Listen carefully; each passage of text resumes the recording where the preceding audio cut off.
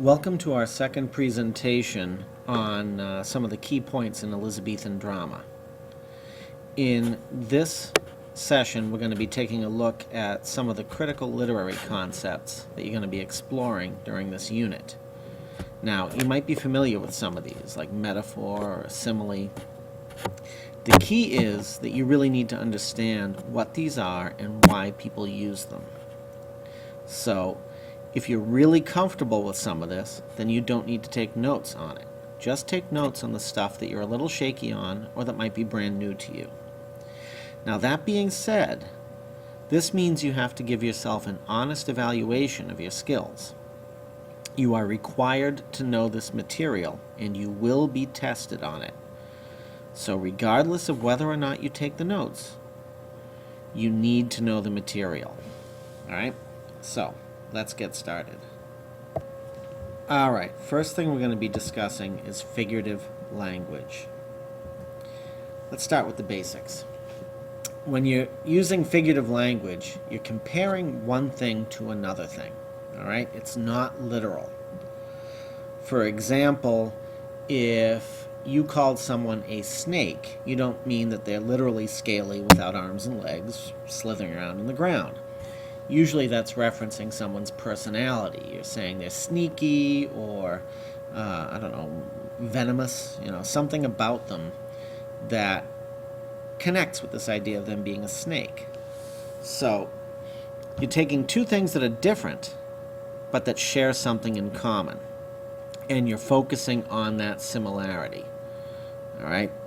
That's the key here.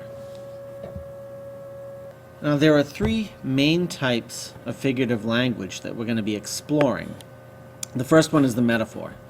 In a metaphor, you make a direct comparison between two things. You say one thing is another. All right? So, here's an example from the play. Theseus is trying to settle an argument between Aegeus and his daughter, Hermia. And he's trying to convince Hermia that she should listen to her father and get married. All right, that she should marry this guy rather than choosing another option, which would be for her to go off and become a nun. All right, and never get married. So, what he says is, "But earthly or happy is the rose distilled, than that which, withering on the virgin thorn, grows, lives, and dies in single blessedness." So rather than just saying to her, hey, you need to get married, you'll be happier as a married woman than you will be as a nun, he compares her to a rose, and he says that this rose has two possibilities. It can be distilled, turned into a perfume where it has a purpose in life, or it can grow, live, and die all alone on the bush. All right? That's the woman who chooses to become a nun and never actually has a purpose. Yes, I know this is sexist. It's saying that the only purpose the woman would have is if she had a man in her life. Don't worry, Hermia has a response to this. For now, just focus on the figurative language. Theseus here doesn't say that Hermia is like a rose. He just comes out and talks about the rose itself. All right? It's a direct comparison. Hermia becomes the rose. And he's doing this to emphasize what she needs to decide to do. All right? Now, keep track of why things are happening. That's part of what you need to argue, is why a person uses the type of figurative language that they use. All right? So, that's the first type of figurative language. Next is the simile. Now, this one most of you should be familiar with. It's an indirect comparison. Right? It uses like or as. So if Theseus had said that Hermia was like a rose, it would be a simile instead of a metaphor. And he does, in fact, use a number of similes in his effort to convince Hermia to, quote-unquote, do the right thing. Consider this example. He says, "To you your father should be as a god, one that composed your beauties, yea, and one to whom you are but as a form in wax by him imprinted, and within his power to leave the figure or disfigure it." All right, so here he's saying, look, your father should be treated like a god, right? You should consider him like a god because he's the one that made you. He composed your beauties. And for him, From his perspective, you are just like a figure carved out of wax. And he has the power to either leave you alone or destroy that figure. All right? In other words, he's got full control over you. All right? You are this wax doll, and he can either let you be or he can destroy you. All right? The way my parents used to put it is, we brought you into this world and we can take you back out of it too. Same basic message. The third type of figurative language is personification. What this is built right into the word. You're taking something and making it into a person, personifying it. All right? You're giving human qualities to something that isn't human, something inanimate, to an idea, whatever.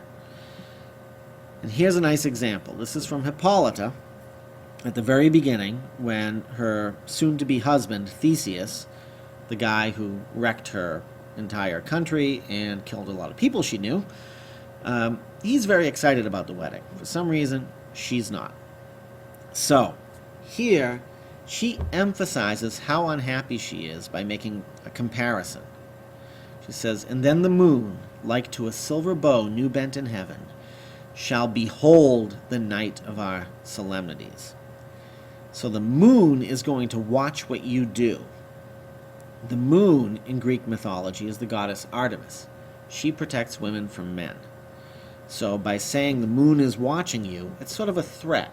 And obviously the moon can't literally watch, and that's what makes it personification.